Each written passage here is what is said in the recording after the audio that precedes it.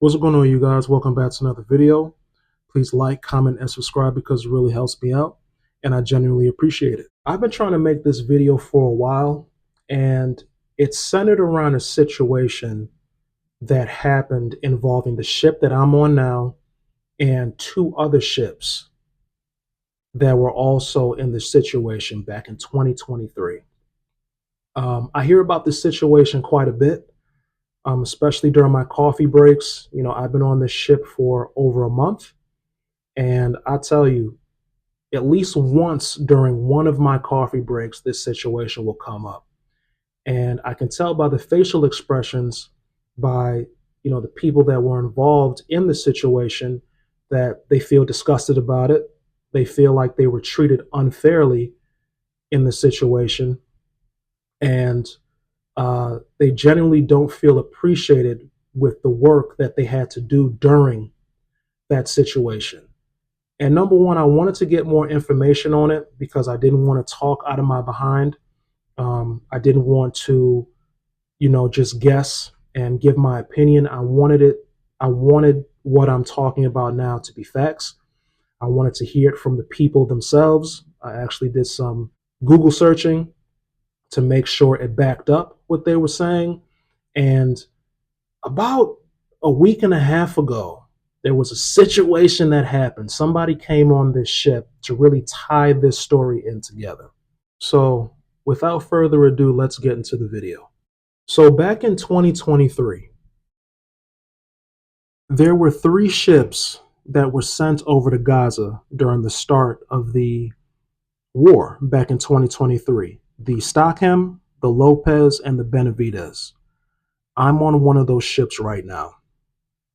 And the purpose of those three ships going over there was to provide aid, primarily food, to the people of Gaza because there was a concern of famine during the war.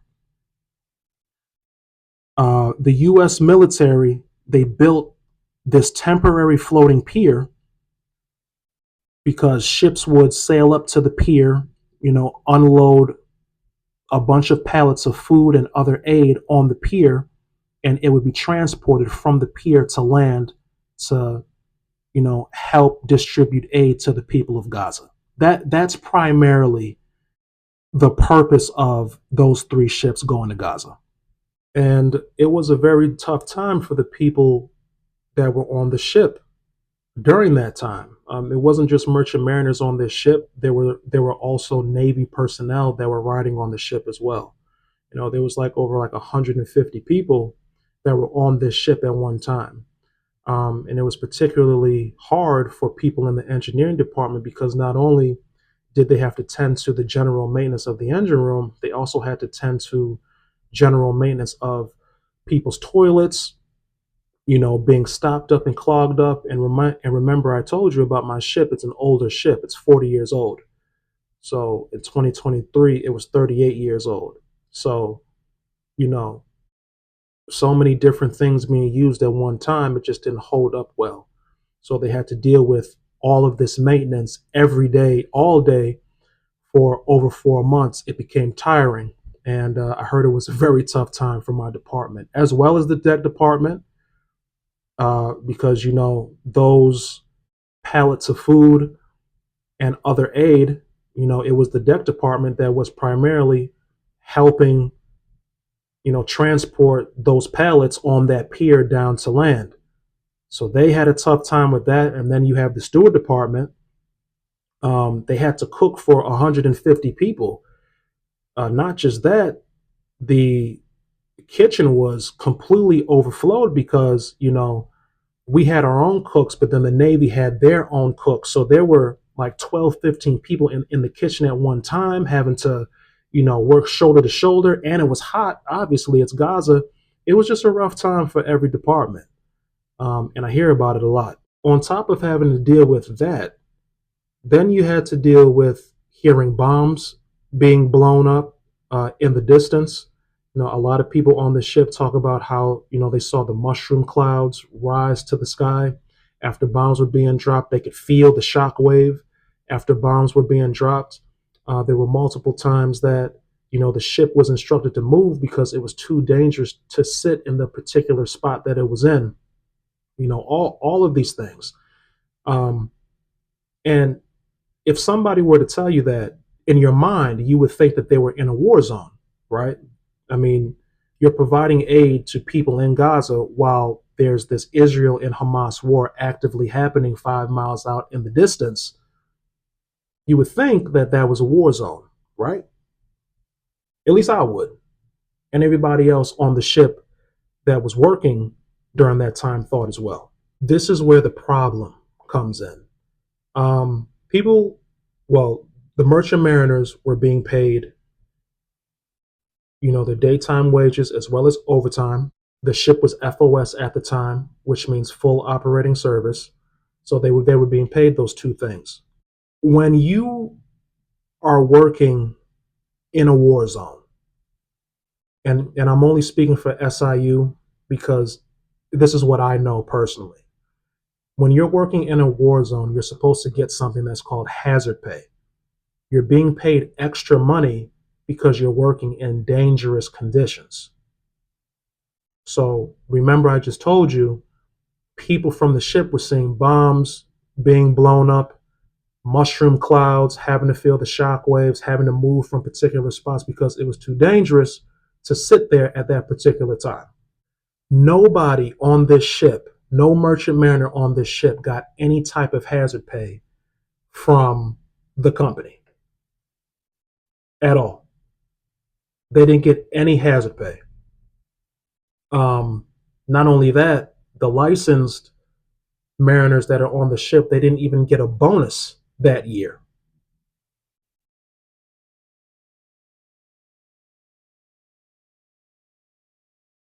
Wow. And this isn't to mention that there were a multitude of people that quit during that Gaza trip because they thought it was nonsense.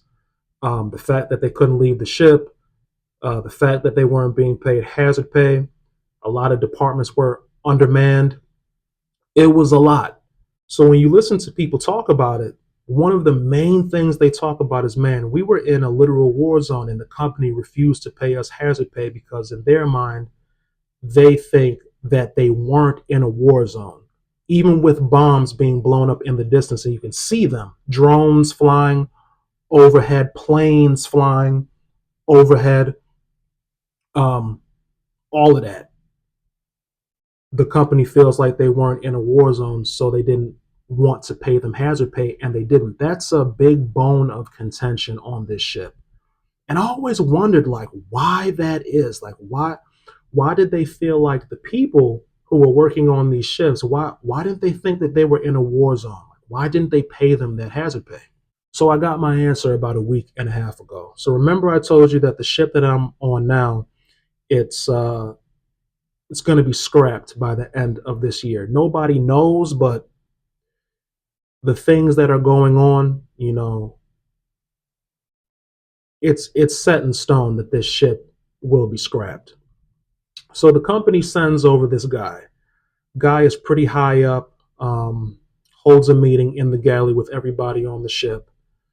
And his job is to basically let everybody know that the ship is going to be scrapped, but he doesn't want to tell you that it will be scrapped.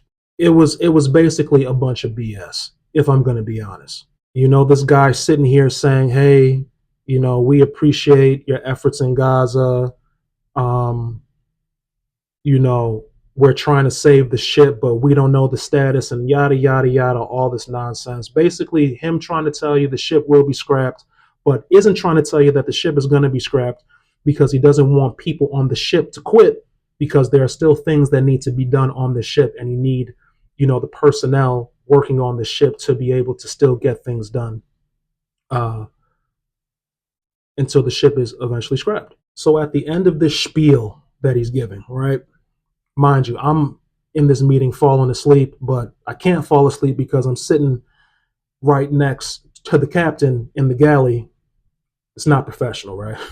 So the guy at the end says, "Hey, are there any questions that any of you guys have? I'm here to answer them," even though he didn't answer anything that anybody wants to know, which is the ship being scrapped? When will the ship be scrapped? Things like that. He just basically gave a bunch of BS answers. But he asked that question. He says, "Hey, does anybody have any questions?" And the bosun on the ship steps up and he asks, "Hey, back in 2023 when we were on that Gaza trip, nobody on the ship got paid hazard pay. And, I've been trying to talk to the union. So the bosun on the ship is a part of SIU. I've been trying to talk to the union and haven't really heard anything back. Can you let us know if we are ever going to be paid back pay on that hazard pay because we were in a war zone?" Right? So this company guy says, "Yeah, we understand that that's a bone of contention with you guys. And, we've heard about this hazard pay that hasn't been paid. And, us, meaning the company that will be the ones primarily paying out the hazard pay, said that we're waiting for SIU and AMO. AMO and SIU are like this. SIU is the unlicensed side. AMO is the licensed side. AMO and SIU are so close knit that, let's just say you become licensed and you're a part of SIU, you can transfer over your time from SIU, like a certain amount of years, to AMO, and it'll count to your retirement. That's how close knit they are. He goes, "Yeah, we're waiting on SIU and AMO to provide a valid enough reason for us to pay you guys hazard pay, because in our mind," meaning the company, "we don't think you were in," so the ship that I was on, "we don't think that you guys were in a war zone because you guys didn't have boots on the ground. Never mind the bombs in the distance being blown up and seeing the mushroom clouds and having to move from, particular spots in the water since it was too dangerous. No, no, no, no, no. Because you weren't walking on the ground, we don't consider you being in a active war zone. And we're waiting on SIU and AMO to provide us a valid enough reason to pay you that hazard pay." SIU in particular is not going to provide a reason to the company because the company gives money to SIU. Like that's the relationship between SIU and these companies. Companies give SIU money, and in exchange, SIU provides merchant mariners to man their ships to help them move cargo from one place to another so they can make hundreds of millions of dollars in profit. That's it. That's the basis of the relationship between SIU and the company. And if you sit up here and think that SIU is going to fight for you, a merchant mariner, to get a certain amount of pay, if you think they're going to fight a company to do that, and the company is giving them tens of millions of dollars per year, you've lost your mind. You've lost your mind, and please don't expect SIU or some of these unions, any of these unions, to do that. It doesn't make any sense. How much money are you giving SIU? I'll tell you this: it's not tens of millions of dollars. And that's the reason why I made this video, because that just brought everything together for me. Hearing that, SIU won't even fight for you to get hazard pay when you are in an active war zone. Think about that for a second. That's kind of crazy. I expect SIU to do two things. For me personally, I can't speak for you. I can only speak for me personally.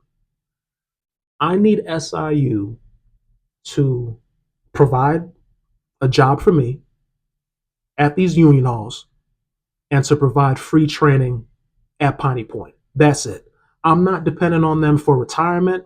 I'm not dependent on them for a pension. I'm not dependent on them to fight for me for certain things.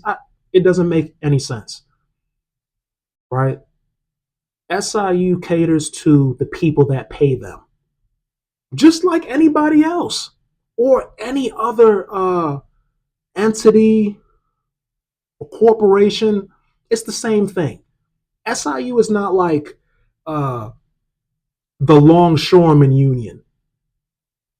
Remember when the president of the union went on the news and said, "Hey, my guys are not going back to work until number one, you stop this automation process thing that you plan on doing, and number two, if the pay doesn't go up over a specific amount of years." And they got that done.